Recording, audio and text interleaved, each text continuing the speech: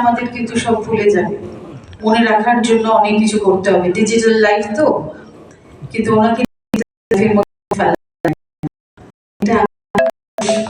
এমনই একটা মহৎ মানুষ, এমনই একটা উজ্জ্বল তারকা যে দেখুন আজকে আপনারা ছুটে ছুটে আসছেন এবং আসবেন।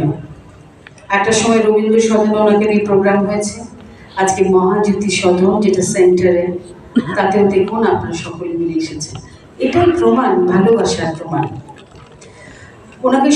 ওনার সম্বন্ধে আমি দু একটা কথাই বলতে পারবো, কেন আমার অভিজ্ঞতা তো খুব কম। এবং আমার আবার বলবো, আমার দুর্ভাগ্য যে ওই সময় আমি জন্মাইনি বা ওনার নায়িকা হতে পারিনি।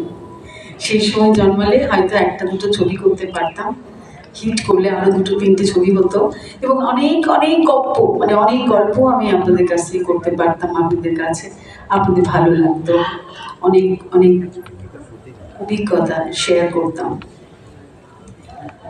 আমি শুধু একটা কথা বলবো যে উনি খুব বড় মাপের উদার মনের মানুষ ছিলেন।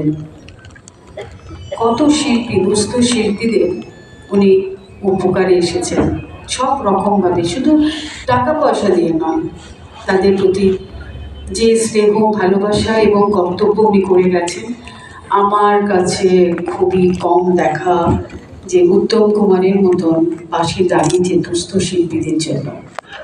এবং এখনো এই যে শিল্পী সংসদ আছে, যেটা সত্যিকারের বলবো সাধন বাগচি চালাচ্ছেন, এবং তাকে আমি একটা ছোট্ট ধন্যবাদ উনি ধরে